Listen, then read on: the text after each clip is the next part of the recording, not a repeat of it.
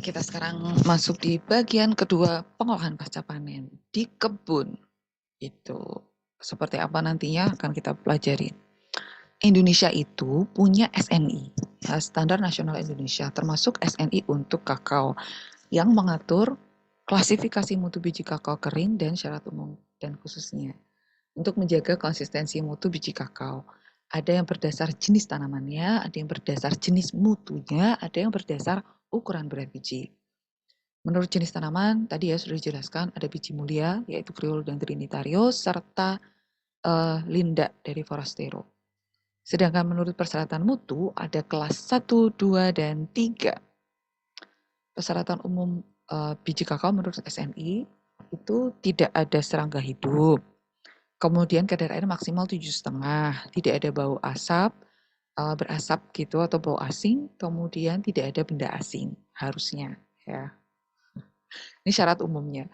Kemudian syarat khususnya sesuai kelas 1, 2, dan 3. Kalau kakao mulia itu disebut 1, 2, dan 3F. Kalau kakao Linda atau Forastero 1, 2, 3B. Nah, persyaratannya ada kadar biji berjamur, ada kadar biji seliti, ya per 100 biji, ada kadar biji berserangga, ada kadar kotoran waste, ada kadar biji berkecambah. Dapat dilihat di sini bahwa makin ke bawah dari 1 ke arah 3 itu kadarnya makin naik. Ya, jadi makin banyak hal-hal yang nggak bagus kalau kelasnya turun dari 1 ke 3. Ya. Slaty itu adalah biji yang belum terfermentasi secara optimal. Nah, kadar biji berjamur itu kalau dari 100 biji itu maksimal cuma 2. Kemudian biji berserangga maksimal 1 itu kalau kelas 1. Kemudian kotoran base-nya itu menempel tidak lebih dari 2 biji kalau kelas 1 ya. Kemudian biji yang berkecambah tidak lebih dari 2 biji itu kalau kelas 1. Kalau kelas 3 itu kadar biji berjamurnya 4, kemudian kadar biji seliti atau tidak terfermentasi maksimal 20, kemudian biji berserangga maksimal 2, biji yang ada kotorannya maksimal 3. Jadi sebenarnya standarnya tinggi ya sebenarnya. Nah, di sini bisa Anda lihat gambarannya, kalau yang terfermentasi dengan baik itu fully brown sampai fully purple, sedangkan biji seleti itu warnanya nggak bagus, apalagi aromanya, lebih nggak enak lagi. Slate cocoa beans ini seperti ini ya, tidak terfermentasi optimal. Kemudian germinated atau berkecambah, biji berkecambah itu seperti ini. Kemudian ada juga biji flat, itu biji yang pipih, gak bagus. Kemudian jadi ini biji yang terkena penyakit kalau flat cocoa beans ini. Sedangkan yang moldy itu biji yang berjamur. Bisa ada kemungkinan seperti itu. Kemudian berdasarkan ukurannya per 100 gram, itu kalau bijinya besar-besar, sehingga dalam 100 gram hanya ada 86 sampai 100 biji, itu kualitasnya A. Kalau kualitas tertinggi itu di dalam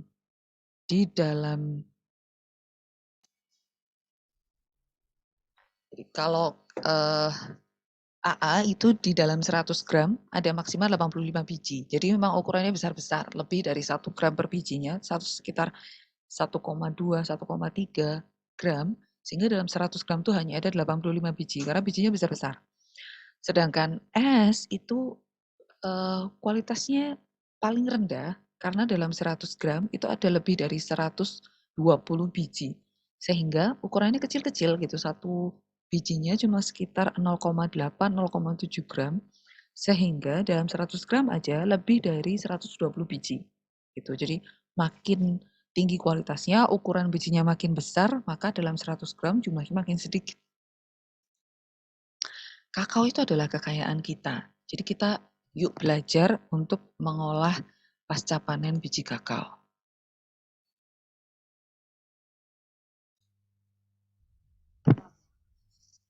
Nah, ini kira-kira biji kakao apa ya yang dipegang sama Dede Imut ini? Forastero, Criollo, Trinitario.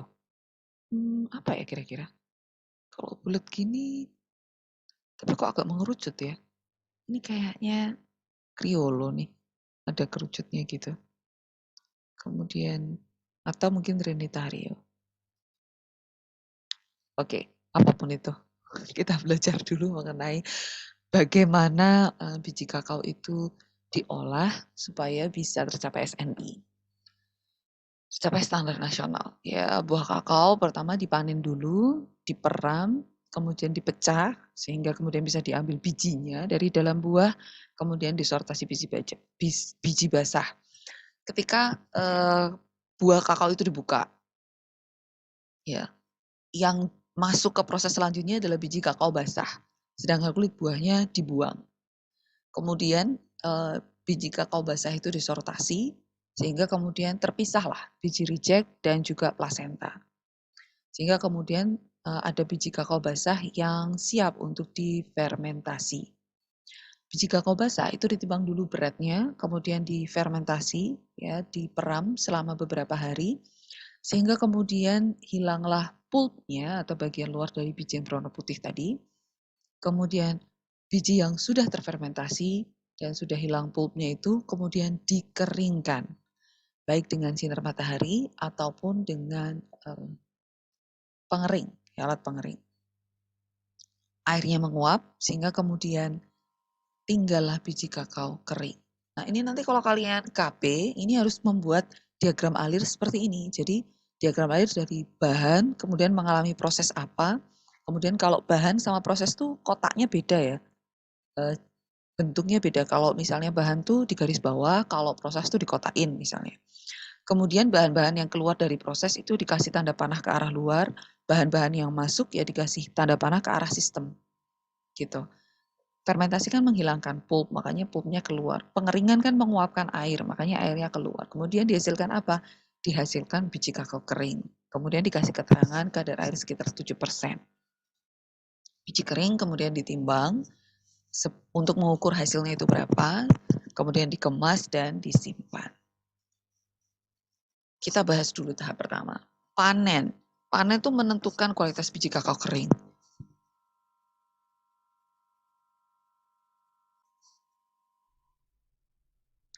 Kenapa? Karena kita harus benar-benar memilih biji kakao itu yang sudah optimal masaknya.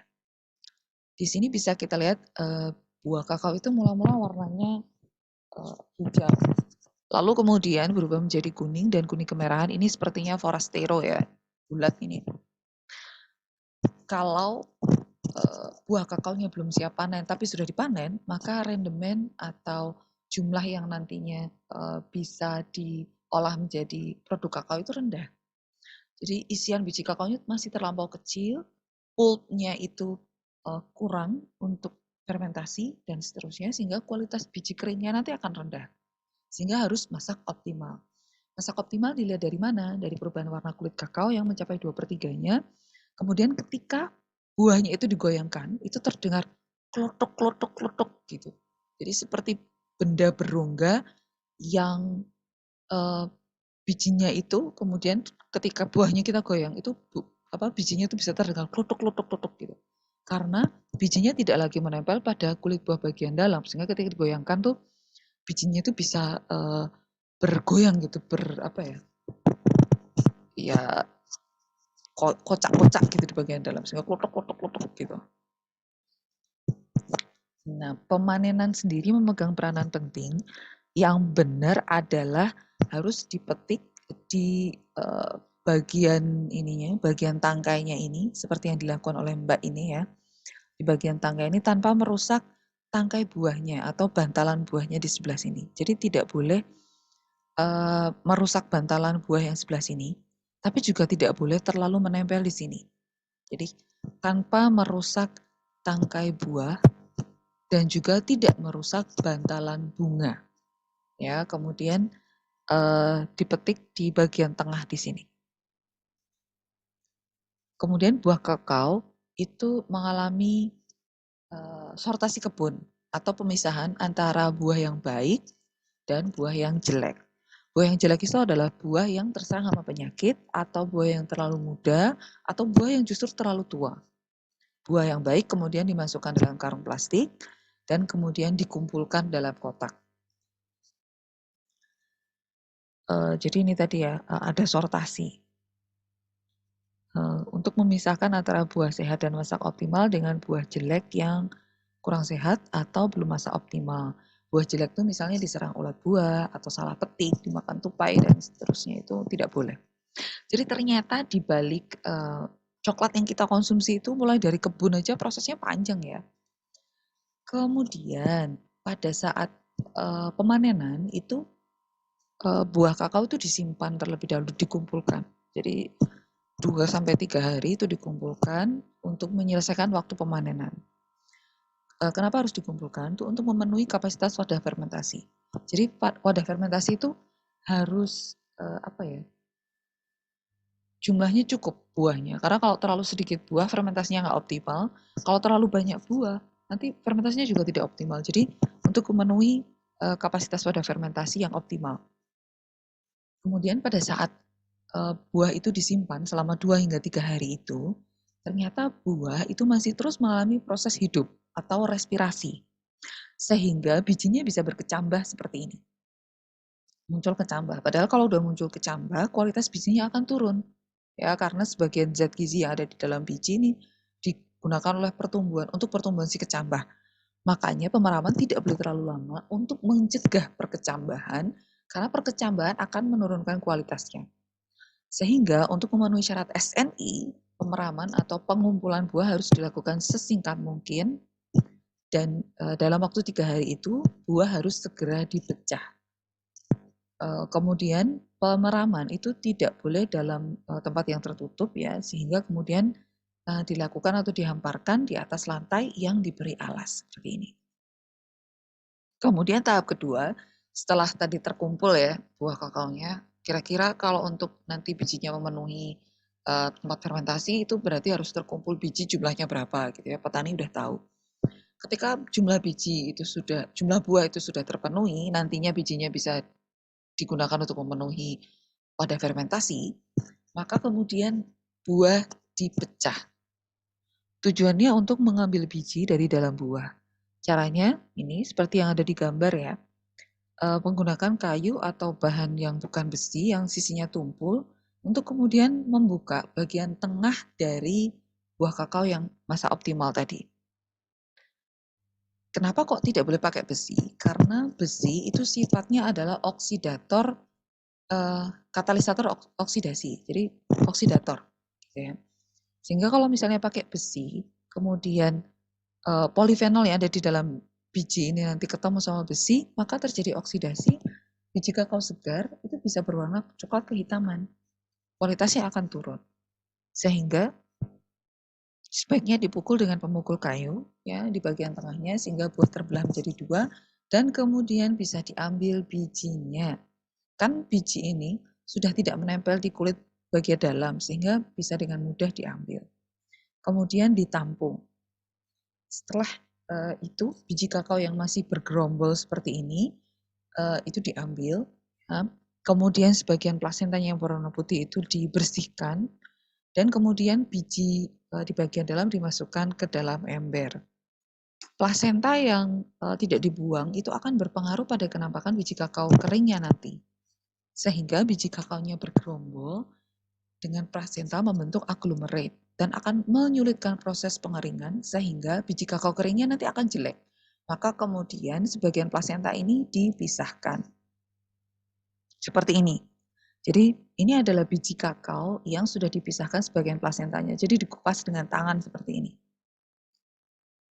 Sortasi basah ini adalah memisahkan antara biji baik dan biji yang jelek atau biji yang kena hama misalnya, dan kemudian memisahkan sebagian plasenta supaya nantinya memudahkan proses fermentasi dan meningkatkan rendemen. Nah, proses fermentasi adalah proses mikrobia menghancurkan sisa pulp yang masih menempel pada biji tadi, yang nantinya akan menentukan kualitas biji dan produk kakao. Kenapa proses ini super penting akan dijelaskan di bagian selanjutnya dari video ini. Sebelum saya melanjutkan penjelasan mengenai fermentasi biji, nah ini es krim coklat batangan maupun aneka produk makanan seringkali menggunakan produk kakao sebagai flavornya. Maka flavor kakao itu sangat-sangat penting. Nah, ini produk es krim ya, mini cone yang bisa menjadi hiburan dikala dikala sedang banyak pekerjaan. Nah, salah satu tahapan yang sangat penting dalam menentukan flavor dari biji kakao adalah fermentasi. Bagaimana proses fermentasi menentukan kualitasnya? Kita simak penjelasannya berikut ini.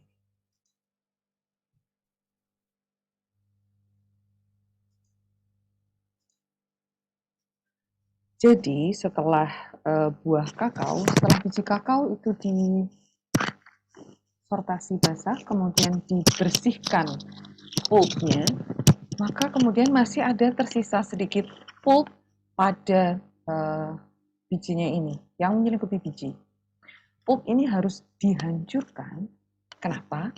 Karena pulp ini akan nantinya melalui fermentasi akan terurai menjadi asam astat, kemudian asam astat ini akan masuk ke dalam biji, ya, akan masuk ke dalam biji, sehingga memicu berbagai reaksi kimiawi dan biokimiawi yang nantinya di dalam biji ini, setelah reaksi kimiawi dan biokimiawi ini akan dihasilkan berbagai senyawa yang menjadi bahan pembentuk aroma dan warna pada kakao.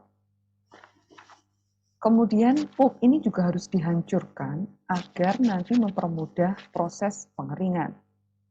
Karena fermentasi, maka pengeringan akan sulit berjalan dengan optimal dan tidak terbentuk flavor kakao yang diinginkan. Padahal kakao ini kan yang paling penting sebenarnya adalah flavornya kan. Maka untuk memberikan atau menghasilkan biji kakao dengan flavor yang baik, maka fermentasi ini memegang peranan penting.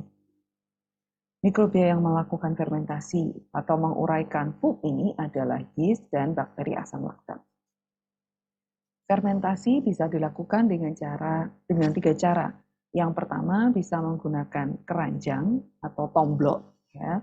Kemudian bisa juga ditimbun di atas permukaan tanah yang dialasi dengan daun pepaya. Tapi yang penting harus memungkinkan fermentasi anaerobik. Ya, kemudian yang ketiga menggunakan kotak kayu. Dari ketiga metode ini yang paling bagus adalah penggunaan kotak kayu karena dapat menghasilkan kualitas biji kakao yang lebih baik daripada cara yang lain. Hal-hal yang menentukan kualitas fermentasi yang pertama adalah periode atau lama fermentasi. Minimal 5 hari. Ya, biji kakao mulia atau dari Criollo dan Trinitario bisa lebih pendek, 3-4 hari, tapi Forastero harus minimal 5 hari. Fermentasi yang kurang lama akan menghasilkan biji sleepy atau biji yang tidak cukup terfermentasi, sehingga flavor yang dihasilkan nantinya juga tidak akan baik. Sedangkan fermentasi yang terlalu lama akan meningkatkan kadar biji kakao yang berjamur atau yang berkecambah, dan ini juga menurunkan kualitas kakao yang dihasilkan.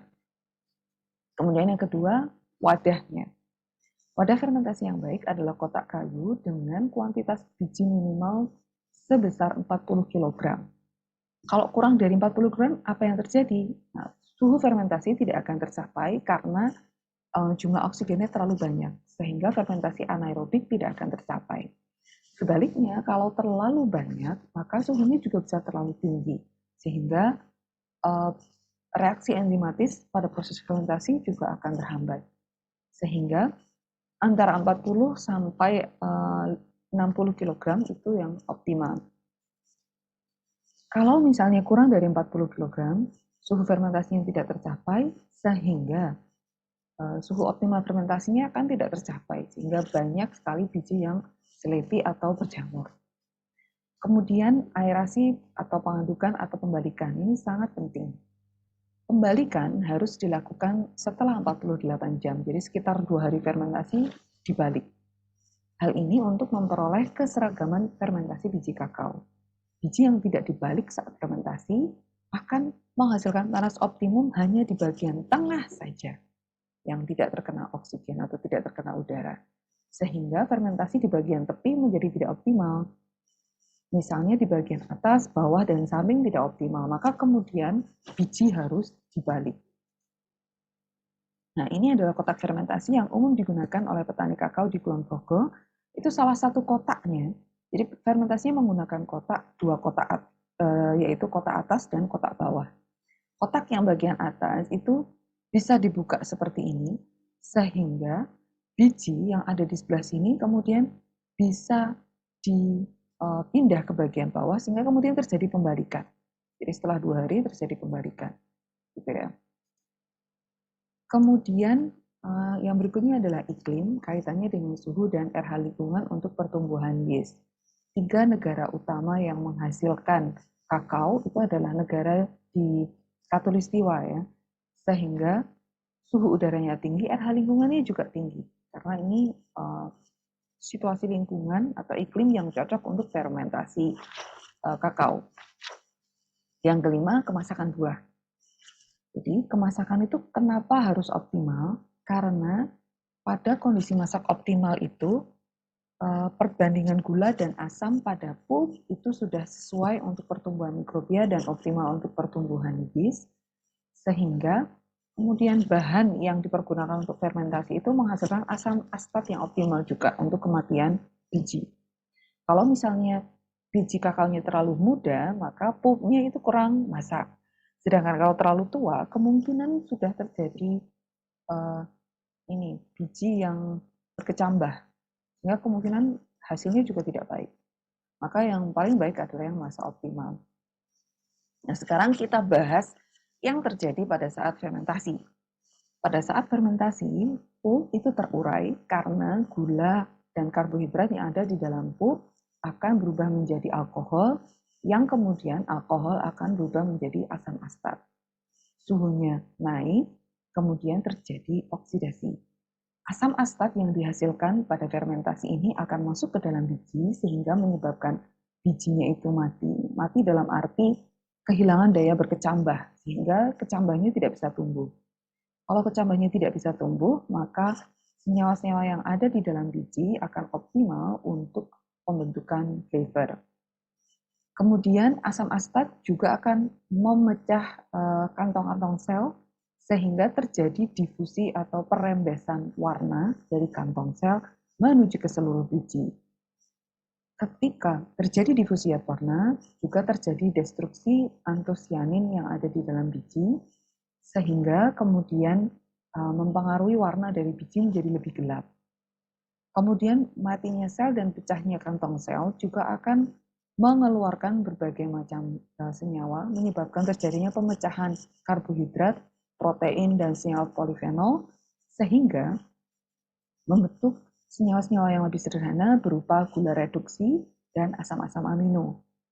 Pada saat pengeringan dan penyangrean, asam amino dan gula reduksi pada suhu tinggi akan menyebabkan reaksi Maillard. Demikian juga terjadi oksidasi senyawa polifenol yang keseluruhannya kemudian akan bereaksi dan berkombinasi membentuk aroma ya, dan warna dari coklat sesuai yang diinginkan. Apa pula ini? Nah, ini adalah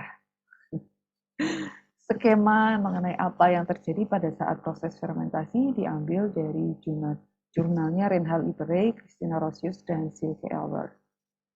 Nah, apa yang terjadi? Yang pertama, pada hari-hari awal fermentasi. Pada 1 dan 2 hari fermentasi sebelum terjadi pembalikan.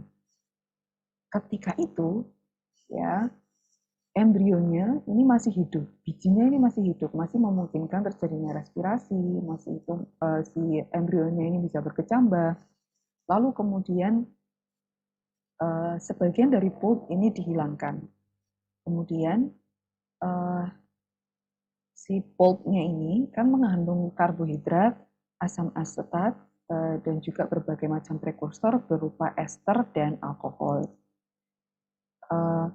Maka kemudian terjadi fermentasi anaerobik yang melibatkan yeast. Pulp ini kemudian akan diubah menjadi etanol atau alkohol. Kemudian suhu fermentasi akan naik menjadi 35 sampai 45 derajat Celcius dan pH dari sip akan berkisar antara 6,5. Nah, ini adalah kondisi yang optimal bagi pertumbuhan yeast.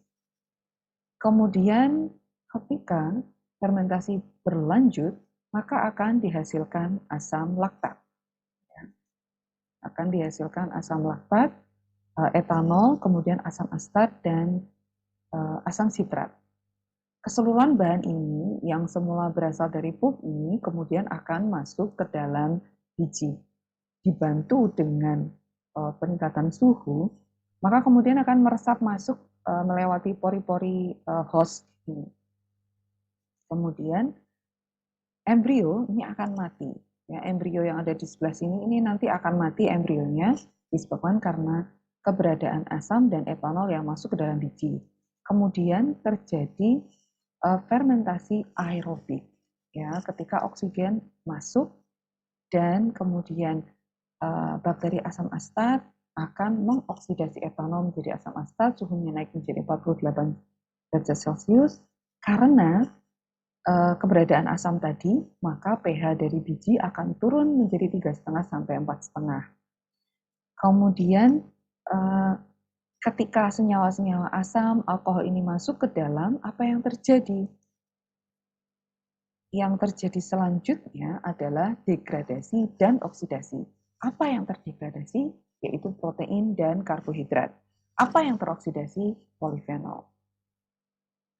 Protein akan terdegradasi oleh asam-asam tadi menjadi asam amino bebas atau asam amino mono, sedangkan karbohidrat pati itu akan terhidrolisis menjadi gula reduksi. Keberadaan asam amino bebas dan gula reduksi pada saat nanti dikeringkan dan pada saat biji kakao itu disangrai akan menyebabkan terjadi reaksi Maillard. Di sisi lain, senyawa fenolik kemudian juga teroksidasi dengan keberadaan oksigen, sehingga kemudian menghasilkan berbagai macam senyawa. Jadi proses fermentasi ini di hari ketiga sampai hari kelima itu terjadi pemotongan. Ya, pemotongan protein menjadi asam amino bebas, karbohidrat menjadi gula reduksi, kemudian senyawa fenolik menjadi senyawa fenolik teroksidasi, sehingga kemudian terbentuk prekursor atau bahan-bahan pembentuk senyawa flavor. Sehingga kemudian yang terjadi apa? Bijinya itu rasa sepatnya berkurang. Kemudian rasa masamnya meningkat, kemudian muncul aroma seperti kacang.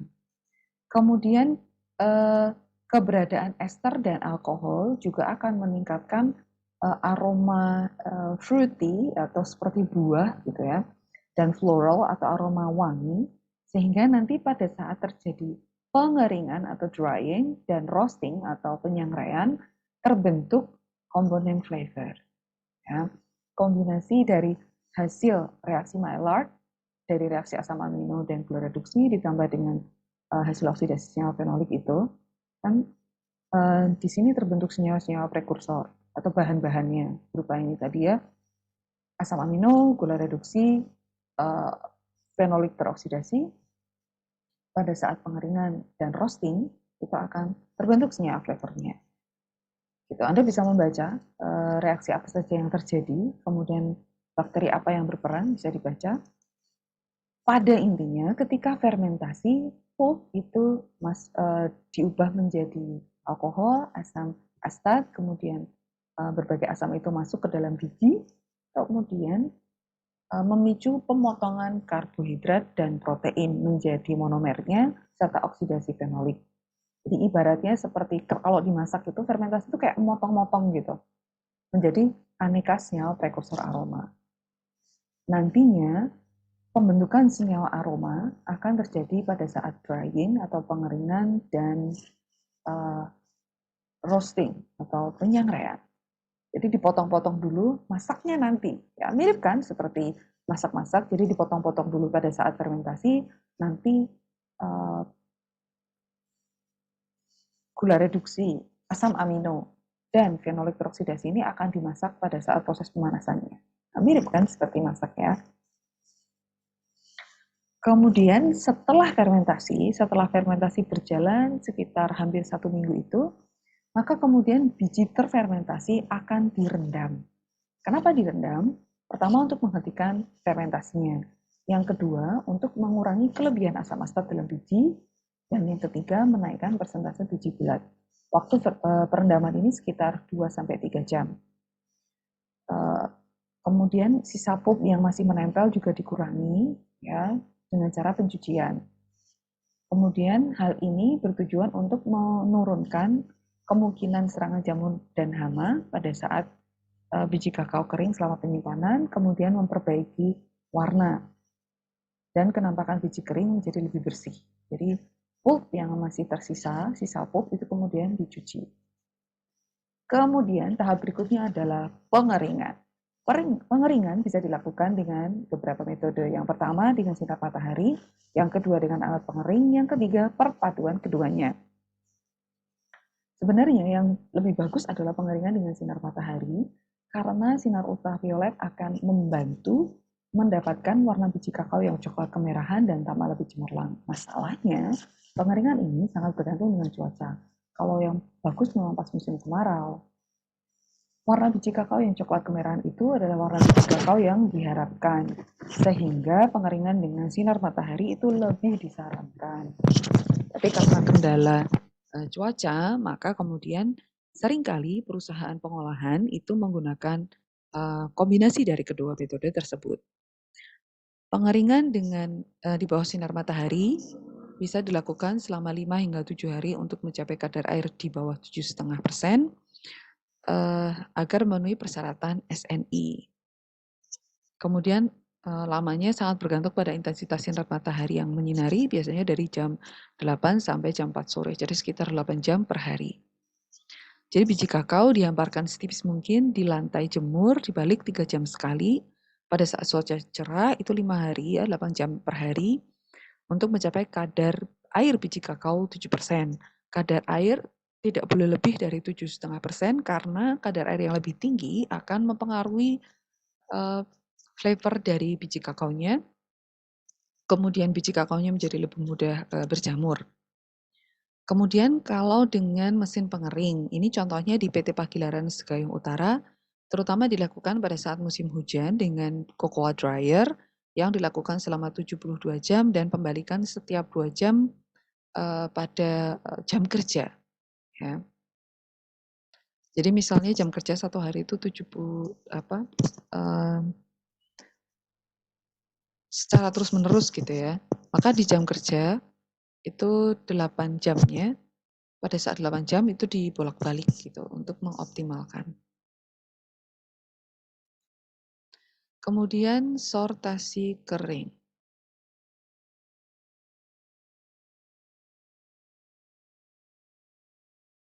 Sortasi kering itu dilakukan dengan 2 metode. Yang pertama dengan mesin sortasi untuk biji normal dan dengan manual untuk biji yang grade-nya tidak begitu baik.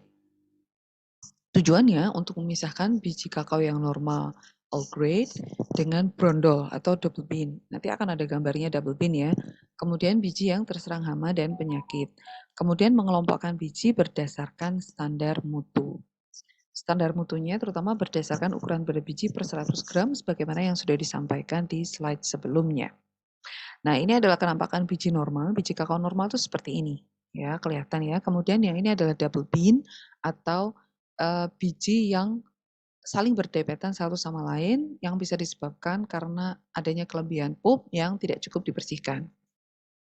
Kemudian grade dari biji kakao itu ada A, B, C, dan D. Ini ada ciri-cirinya, bisa Anda baca bahwa grade A adalah grade terbaik dengan bentuk bulat lonjong dengan berukuran besar, sehingga dalam 100 gram itu ada sekitar 85 buah biji. Kulit permukaannya halus, isi penuh dan padat, warna coklat merata, tidak ada jamur, kadar air maksimal 7%. Kemudian grade B itu kurang lebih sama, tetapi dengan jumlah biji yang lebih banyak dalam 100 gramnya. Grade C ini ukurannya lebih kecil, kemudian kulit permukaannya kasar atau keriput, tetapi warna coklatnya harus merata. Kemudian yang berikutnya adalah biji gepeng yang berukuran lebih kecil sehingga dalam 100 gramnya ada 121 sampai 130 biji. Dan kalau misalnya ada kesempatan, sebenarnya kita bisa loh main ke UGM Cocoa Teaching Industry. Mungkin suatu saat nanti ya. Dulu kami sudah mengawali ke sana, kemudian sudah ada mahasiswa juga yang KP di UGM Cocoa Teaching Industry. Jadi pabrik Cocoa Teaching Industry ini terletak di tengah-tengah kebun kakao. Sehingga kita bisa belajar mengenai bagaimana cara pemanenan kakao sekaligus fermentasinya, kemudian pengolahan kakao dari awal sampai hilir untuk menghasilkan kokoa batang ya, cocoa bar, kemudian cocoa powder dan lemak kakao. Semoga suatu saat terkabul ya, bisa ke sana bareng dengan mahasiswa. Amin.